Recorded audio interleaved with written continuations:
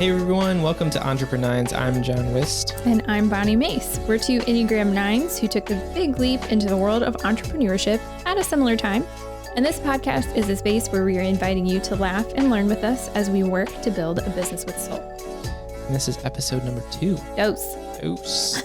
And we're going to do a little Enneagram overview today because we are called the EntrepreNINES podcast. Right. And the nines part is what we are. Yeah. In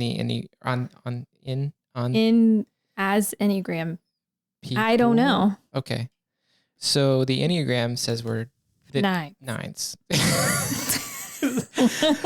So we're just going to go from there. Okay. Yeah. So I am not an Enneagram expert, but Bonni is because Bonni is an Enneagram coach. Yeah. And so part of this is as we talk to people, we want to know where they are on the Enneagram and how kind of that impacts how they operate their businesses and things like that. So, you're going to talk a lot and I'm just going to ask you questions about the Enneagram. Yeah. Because you know more than I do. So let's just start. Yeah. With like, what is it on a very broad, whoa, sorry. Guys, he punched I just knocked my own mic boom. Punch the arm. On a very broad brush stroke kind of way, what is the Enneagram? The Enneagram is a personality system, and practically the word Enneagram, Ennea means 9 and gram is drawing from wherever that is. And so if you ever seen like a picture of the Enneagram icon, honestly, like a lot of conservative Christians get freaked out because they think, it's a pentagram, but it's not. Because there's 9. Right. But anyways, sorry. Not a demonic symbol, but we like to get freaked out by things like that. So yeah. So Enneagram 9 drawing, because the drawing tells you how a lot of the numbers can interact. So that's why the drawing part of it is important. Got it. Yeah. The personality system tells you why you do things that you do. Okay. And so there's 9. 9. So give us a quick overview of the 9 types. Yeah. So we're 9s, but that's going to be last because best for last. Just kidding. There's no best Enneagram number, but we might be biased. So Enneagram 1s, these are known as like a reformer, and they are people who really value goodness and things being right. Okay. The 2s, they are the people who are like the loving helper is a way to put it. And these people really value love and being a servant. And then Enneagram 3, these are successful achievers. And those guys are they're really focused on effectiveness and success and doing well. Enneagram 4s, they're the romantics, if you will. And so these guys are very creative and they value deep emotion and being uniquely, authentically who they are. Enneagram 5s, they are the investigators and they really value knowing well and having enough resource and being secure in that way. Enneagram 6s, these are the loyalists and they value security and the relationships that bring them that security. 7s they're the enthusiastic ones. I'm kind of blanking on what their name is right now, which is pretty terrible. I really should be looking at notes for their official names and whatnot, but they're joyful. Yeah. The joyful enthusiasts. That's what it is. And these guys, they really value living life and experiencing life to the fullness. And so they can be fun people to be around. Enneagram 8s are the challengers. And these guys have a strong bent towards justice and protecting the people that they love and themselves. And then Enneagram 9s, that's us. Yeah. We're the peacemakers. So we value our calm inner waters and we want to believe that our presence makes a difference in the world, even though that's hard to believe sometimes. So that's the big simple overview of each one. And something that I know you want to touch on real quick is like, just because you are like, for example, just because we're nines does not limit us to what that description just was. Yeah. As other personality typing type things might do sometimes. Yeah. So my experience with other personality tests like Myers-Briggs and, Strengths Finders and all of those things are just ways to find out like, oh, what are the things you're good at or maybe bad at? Yeah. And then like, here you are. Congratulations. Here's the jobs you might be good at. Good job. Yeah. But with Enneagram, there's like a unique opportunity for growth that's sort of built in as you learn to understand it and understand yourself better. So you actually grow into like a more whole human being as you discover it if you want to. Obviously, you can be stuck in whoever you want to be whenever you want. But as you discover Enneagram, you start to learn how the numbers interact with each other, how you can challenge yourself to grow, how you behave when you're in stress, how you can move towards, becoming more whole human in general. And so that's why I like it. And that's part of why we'll use it here in EntrepreNINES, because we're both kind of on that journey of personal growth ourselves too. So, well, and I would say too, like just, and I guess this is kind of getting into our background with the Enneagram a little bit, which you can tell your story. But just kind of for the both of us, like our experience with the Enneagram is very much rooted in our previous jobs in ministry. Yeah. Right. And I think kind of the cool thing that I took away from some of our introductions to the Enneagram was like the Enneagram allows space for us to move in a direction that's more Christ-like, you know, like that is more like you're saying, like a well-rounded whole person. And so it tells you where your strengths lie. It also can tell you where your weaknesses lie. And it can also help you figure out how to navigate the road from strength to weakness and not have to live kind of so separated, I guess. So, and embracing. And so this is a big part of my Enneagram coaching too. I don't even know if I've like unloaded this for you yet, John, but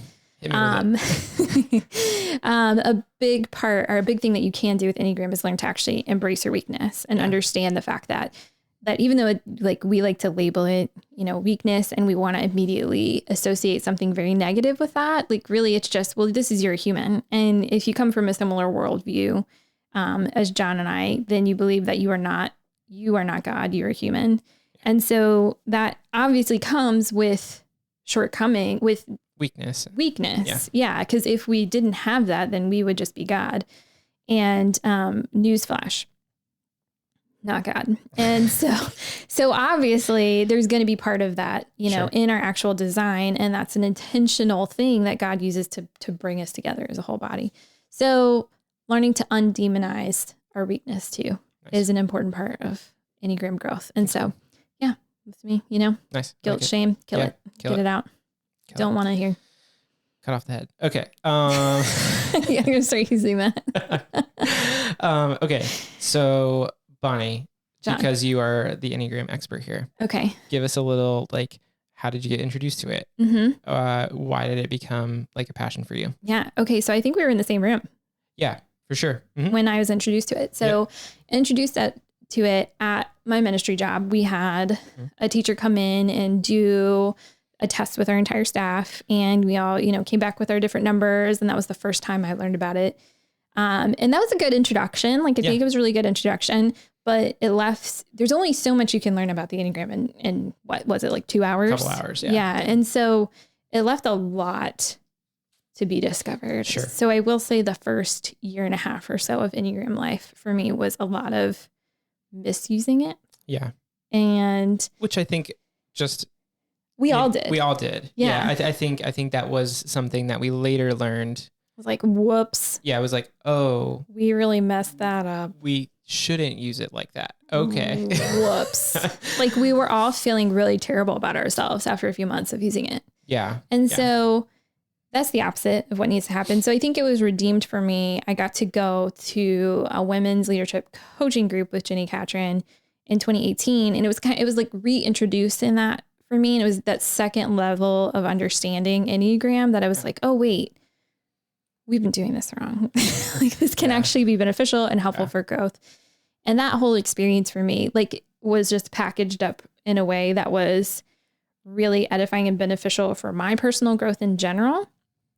And so, that's where I started to like really latch onto it. Yeah. And where it became really helpful for me to understand other people.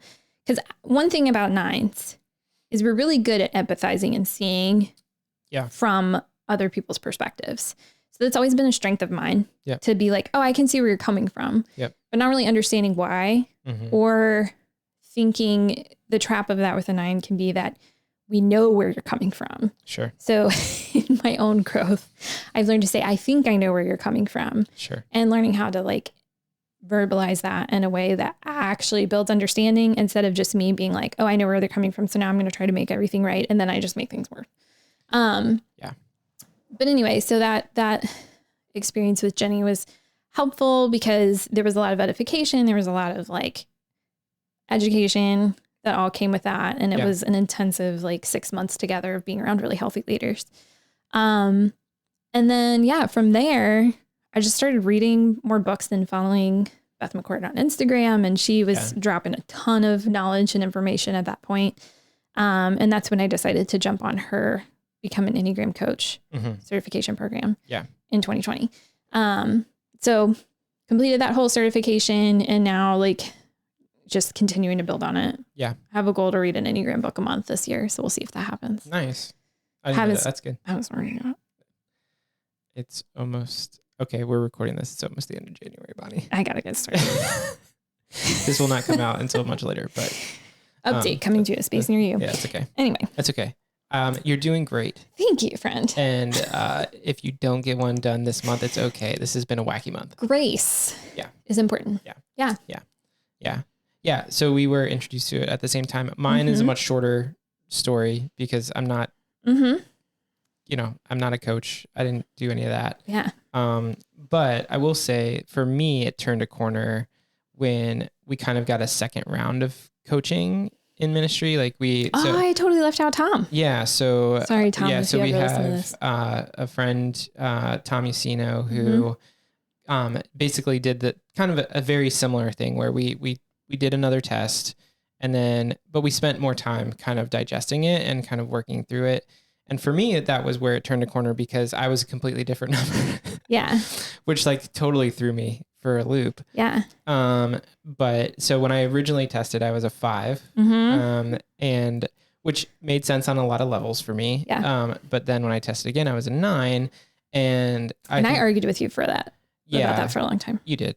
But I think that he helped to kind of bring a better understanding of what you were talking before of like kind of the interconnectedness of everything and how just because you tested this way, the test is an effort to help you understand where your strengths lie and where your weaknesses are and things like that. But you can learn about all of it. Like you don't have to stay just within that realm. And then what really helped me kind of be like, okay, I'm a 9, is The Road Back to You. Yeah. And just reading kind of like the different chapters of 5s and 9s and understanding like, what my motivations are and things like that. And so that really helped me to be like, okay, fine. I'm a 9. I get it. I get it. Welcome to the number on top of the Enneagram. Yeah. And if I feel like the cool thing about the Enneagram, and it's not just because we're labeled peacemakers as 9s, but the cool thing about the Enneagram is like, it also helped me, I think now also like, as I'm like entering the world of like counseling and things like that, it's like, oh, this makes a whole lot of sense based off of like how I grew up and where I came from and how I've always technically always like viewed or interpreted life. Right. And so I think it's been really helpful in helping me understand myself better. And then, like you said, like start to hopefully understand others better. And that peacemaker is a very double-edged sword. So yeah, it really is. I am sitting here like just dumbfounded that I mentally blocked out in my recollection, Tom, because it was really profound. Like he's a great teacher. Yes. And I will say, like, as you call that back up, that was an important kind of like final push towards me becoming certified, because it baffled me that not only did your number switch, but like a lot of people's on our staff's numbers switched, like, and went back and forth a couple times, honestly. Yeah. And it was so confusing to me and I couldn't understand it. And then over a series of events, like all these little light bulbs started going off in my head. Well, like, oh my, that, and this is, you know, right. And so it was just an interesting, that was a really profound, meaningful. And I think too, like it shed some light on how you approach the Enneagram to begin with. Right. And whether it's misconceptions or whether it's a desire to be open that you may or may not have towards like what it could tell you, also weighs heavily into how it goes and how I guess how accurately it identifies your strengths and weaknesses. Right. So, yeah. I mean, along those lines, like I think that we as humans, we do a couple of things. One, we try to rank things from like best to worst, and we live in this like scarcity / competitive mindset instead of this abundance mindset. So like we immediately as a default try to decide like, oh, which one's the best number? Sure. And like, that's just not the case. They all have their strengths. They all have their weaknesses. And the truth is like all of it coming together is what is designed well. And everything that each number brings uniquely is amazing. Once you can start really appreciating and empathizing with that, is where a big difference and where your growth can start too. But then the other thing that I think is helpful, kind of along with what you were saying, is before self-awareness, before you can start understanding that this sounds one kind of way, but I'm going to bring it back around. Like you're not as unique as you think you are. Sorry, Forrest. Sorry, Forrest. Your uniqueness matters. Anyway, but like truthfully, we can get into such a rut when we think that like my problems are uniquely my problems because I am uniquely dumb or flawed. And so when you start to understand that like, one, you're not alone in your struggles, you're not alone in your strengths, you're not alone in your weaknesses.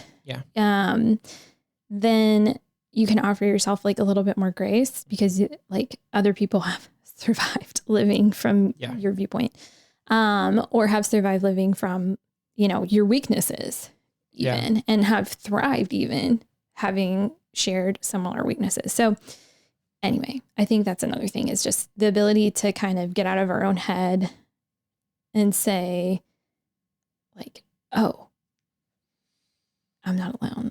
Also, I'm not weird. Also, I'm not broken. Like this is just part of me.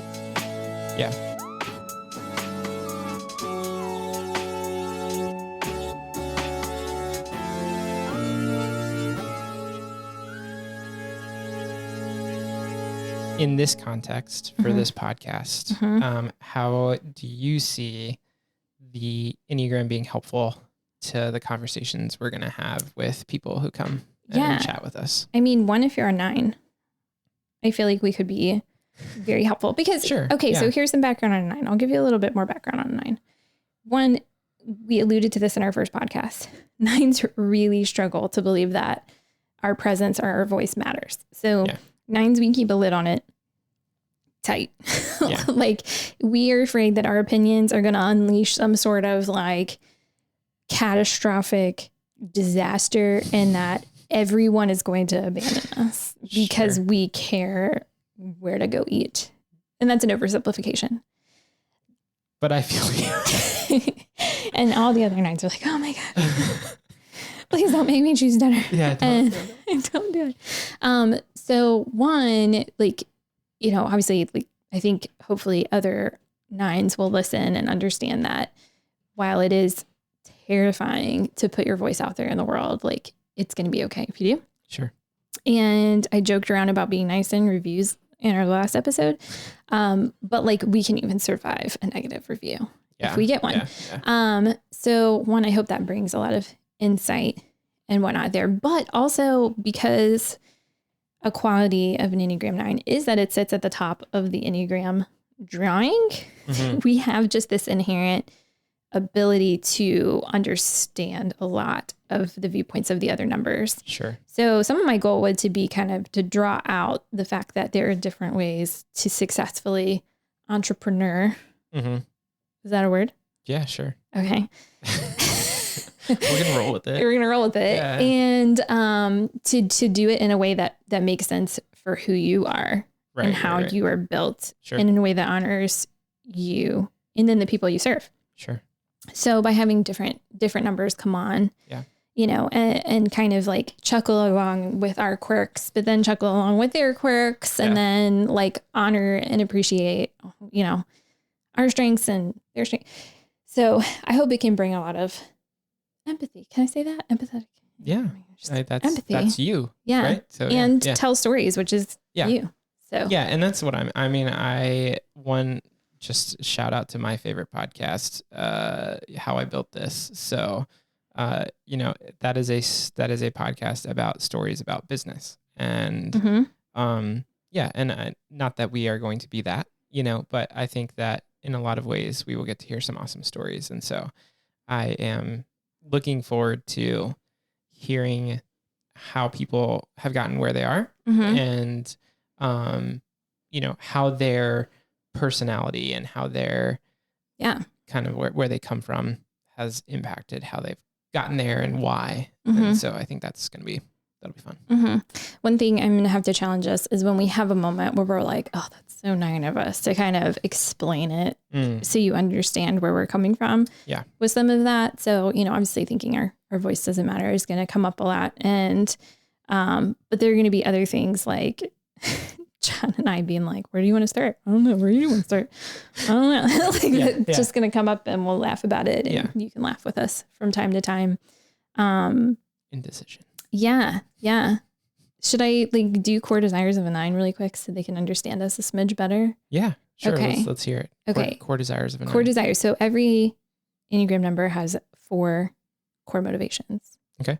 And this is what actually fuels all of our behaviors, perceptions, and thoughts, right? Is these core motivations. It's intense. So for instance, like there are some numbers that are going to behave very similarly. Sure. So 9s and 2s, for instance, we like type as each other a lot because we want to be like super helpful. Yeah. But they're fueled by different motivations. So 9 core motivations. We have a core desire for peace, inner peace, and harmony and unity. So that's a motivating desire. Yeah. Our core fear is discord, but underneath that is a fear that we're going to be disconnected or like absolutely cut off from everyone that we care about. Yeah. So that's the thing that gets our inner waters like most worked up as we think. Yeah. And so then we want to keep the peace because if they're okay, then I'm okay. Then our core weakness is sloth, which sounds funny. And a lot of people right off the bat interpret it as like laziness. Right. But we're not lazy. Right. People. No. Now I like a good stare at the wall. Yeah, we go back to listen to episode 1 if you missed that. Yeah. Bonnie loves a good stare at the wall. I love a good stare at the wall. Don't get me wrong. Like I'm very content there, but that doesn't mean I'm like a lazy person. Really the weakness of sloth is that because we are afraid that asserting our opinions or thoughts might cause discord, that we'd rather just forget ourselves completely and not know ourselves in order to keep the peace, in order to keep unity and harmony in our relationships. So we fall asleep to our own wants, our own desires. So perhaps Air 5 to feeling like you should start a business at all, because that's very easy to fall asleep to as an Enneagram 9. Yeah. Last one, our core desire is to hear that our presence matters. No asterisk. Like our presence matters when we go along to get along. Our presence matters. No, just like our presence matters. All of it. All of it. Yeah. All of who we are. Yeah. So. Yeah. Which I do think, for me, understanding that has been pretty big. Yeah. In personal growth. And I think that, if I had to guess, I think that will come up the most in our core desire or core motivations in our conversations is like, our desire to be heard and things like that, I Mm-hmm. think will come up the most. Mm-hmm. And maybe the thing that kind of separates us from some other types that we encounter here, because there are definitely types that are just like, well, why wouldn't you hear me? Right. Like, why wouldn't my presence matter? I'm here. Right. And makes us struggle at different parts of business life Mm-hmm. than other people might struggle with. So, thank you. That's great. Yeah. Overview There you go. of Enneagram. Perfect. It's fun. Yeah. I could talk much longer. And we will. Yeah. Just not this time. Small doses. Small doses. It's okay. It's all right. Yeah. Anything else important for people to know about the Enneagram before we get like into some conversations with people? Well, so we're not going to use it as a weapon here on EntrepreNINES. And I think that we both kind of alluded to this, with our very first exposure to Enneagram, is it's very easy to weaponize or to use as like a shame sword, or like to even bolster yourself as a shield sometimes too. Mm-hmm. So like really the way it should be used and it's best used is like an analogy of like a car dashboard. How you have like your little lights that come on when things are wrong with your car or when things are going on. Okay. And it's not like, like if your windshield wiper fluid comes on, you don't go, this car's trash. Like that's not what you do. You just say, oh, I'm running out of wiper fluid. Yeah. I should probably fill that up. Okay. Before I go drive through a mud field or whatever. So same idea. Like if you have a really junky car, I guess maybe you can trash your car. But most of us, when our engine light comes on, it's like, I need to pay attention to that. Sure. Yeah. So Enneagram gives you like symbols like that, signals like that. Good. To say, oh, something's going on here that I need to pay attention to. So I hope that's how we can use it. Yeah. In a way with people, is that other people who have used it in a healthy way or who know themselves well can say, like, this is how I knew something was going on with me. And we can unpack how that looks differently. Yeah. For each person. That's good. Yeah. I like that. Yeah. Yeah. I think that's helpful.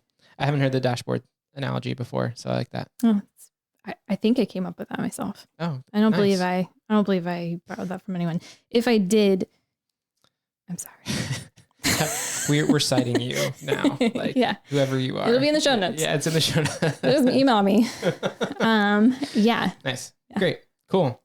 Well, I believe next episode, we're going to have a little bit of fun before we dive into some interviews, because Bonni and I came up with these things for our last podcast that we'd like to keep around.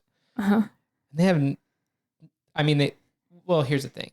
We could make it business related. Like we could make them. We're businesses with souls. Yeah, but they're probably not always going to be business related because we're people. No, but it will be soul related. So stuff we love. Mm-hmm. Stuff we love is one thing. It's like a segment that we used to do, and the struggle is real. Struggle is real, and so it's just an opportunity for us to share stuff we love and how the struggle is real. Yeah, like for instance, here's a little preview of kind of the goofy struggles we have, but also some of them are less goofy. Our babies are waking up. I'm sure they are. My husband just texted and was like, babies are waking up. So fun fact about our entrepreneuring is our spouses with paychecks. Yes. We're in charge of the babies when they're on the clock. Correct. And they're both waking up now. Yes. Yeah. So we got to go back to watching babies.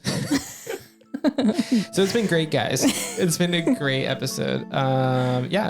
You can find us online, both of us, right? You can find me at unitecreative.co. Sorry about that. Maybe I should just start saying unitecreative.co, but unitecreative.co, and on Instagram, Facebook. Yeah, and I'm at empatheticenneagram.com. And same thing, empathetic.enneagram on Facebook and Instagram. And I'd love to see you there. And if you want to know more about the Enneagram, obviously, for me, that's where you're going to go. Yeah. Social media. My website doesn't have a ton of that stuff on there yet. I was going to say, if you would like daily doses, probably Instagram, because you do Insta stories all the time. I do. That kind of have little nuggets. That's true. I took them in there. Yeah. But if you also want some coaching, then go to the website. Yeah. That's the place to get it. Woohoo. So, well, thanks guys for joining us again this week. Subscribe. Give us a review. As we said before, probably not a negative one, but we're growing, so we can accept your constructive criticism. Constructive criticism is great. So, so good. All right. Well, until next time. Bye. Bye.